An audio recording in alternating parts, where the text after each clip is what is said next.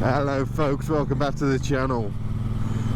You join me out in North Derbyshire, of all places. A bit of a draft in my glove there. Yeah, you join me out in North Derbyshire. We've had quite a ride already. Could be a little short intro to the video here. Some lovely English countryside and villages, and in tow I've got a very dear friend. I've got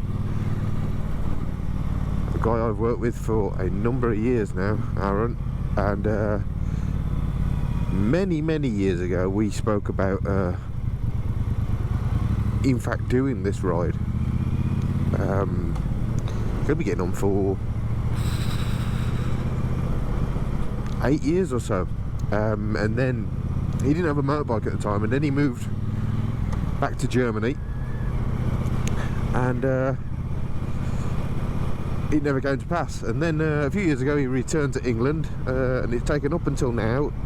And a few weeks ago his very lovely wife treated him to a bike for his birthday. That's the kind of women we like.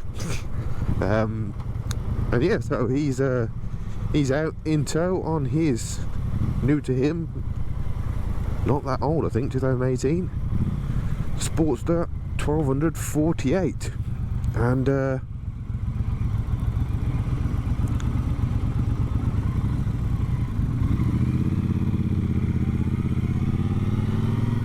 I've also got Luke on the 883 Sportster, which is looking particularly lovely now. Still got a few things to do, but he's been banishing the chrome, and the balance is a lot nicer visually now when you look at it. So we'll get a bit of a look around that when we park up for a nice cup of tea. And obviously I'm out on the bobber.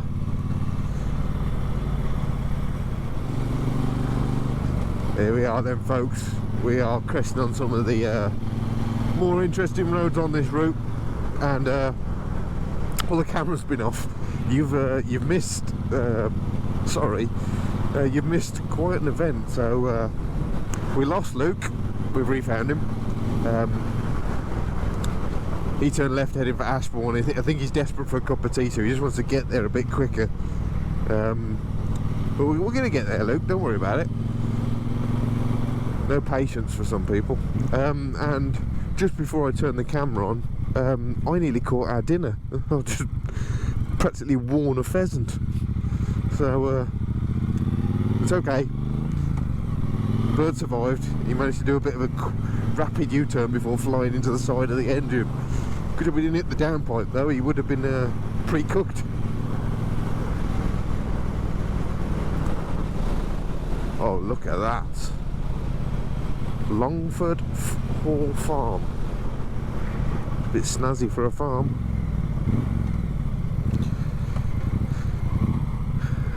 Gonna hand it to it. Kalimoto is doing a stellar job.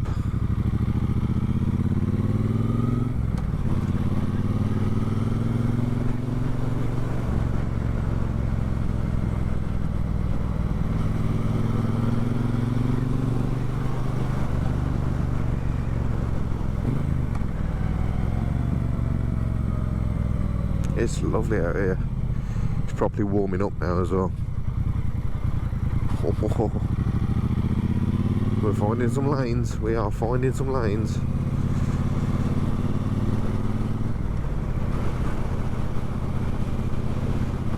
Coming to the little village of Longford now.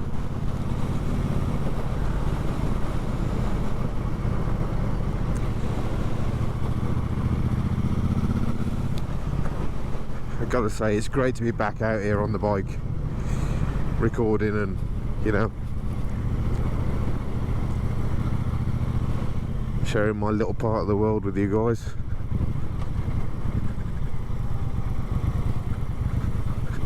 That's a cool push bike.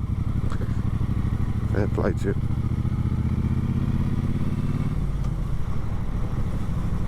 hats off to Kalimoto, gotta give it its due. Picking the waypoints, and the roads it's giving me is absolutely stellar.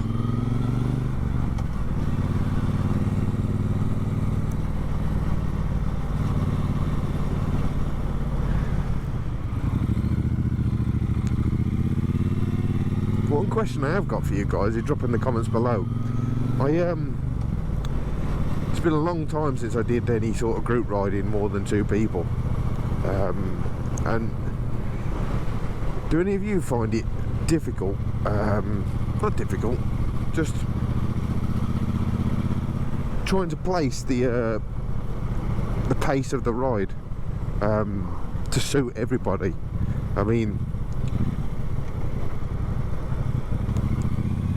I get down these lanes and I'm quite enthusiastic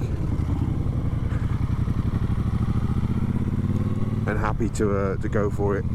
Arun has traditionally ridden sports bikes, I believe. He's quite a seasoned rider, and he's ridden the roads of India, so anything else is a walk in the park for him. But Luke is trying to get used to his new bike, and he's been on the road for less than 12 months, give or take, with a full license. So mixing that group, and I don't want to be pushing too hard for Luke. I want to keep it interesting for Arun. It's quite a challenge. But when we stop for a cup of tea, I'll check in and just make sure the pace is alright for everybody. I think that's the only thing I can do. I keep getting a bit of a tear and then easing off. I mean, Luke's keeping up. I just don't want to be giving him a day that's stressing him out for no reason when we're supposed to be enjoying ourselves. So who knows, but it's truly wonderful out here, absolutely wonderful.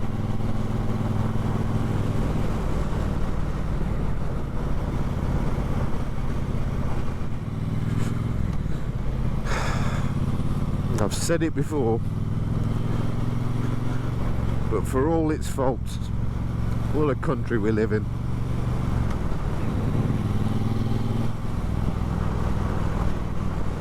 Short stone's throw from my back door,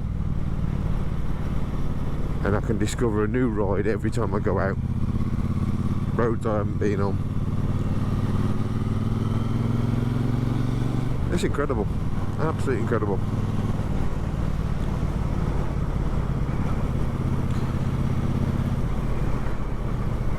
So I was going to wait until we were in the thick of the Peak District, which is where we're heading. Spoiler. Before I started actually recording. And then I thought, what I'm seeing here is far too nice to not include in the video. So this might be a two or three parter, really. I don't know. As long as you don't mind. We're supposed to be having bets as well, because the that 1200 Sportsters only got the peanut tank on, and the bobber tank is deceptively small. We're going to have a bit of a wager on who has the fuel light first. I think it'll be the Harley. I think. I get a distinct feeling the Triumph's a bit better on fuel.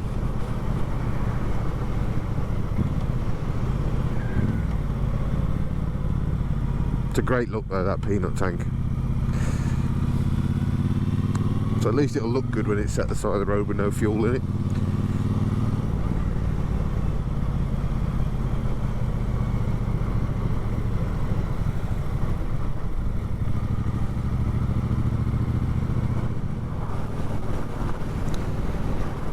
I don't know if you can see that in my mirror, but the front of that 48 with the wider forks and the bigger tyre, it's a very imposing look. It's a lovely looking machine, really is.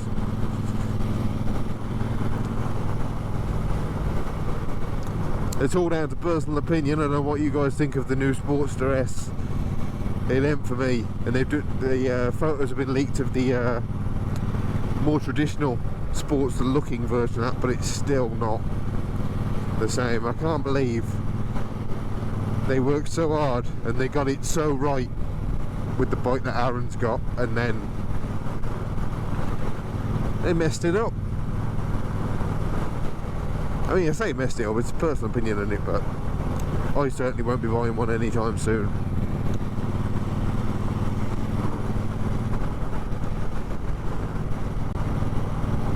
Maybe I'm too much of a traditionalist.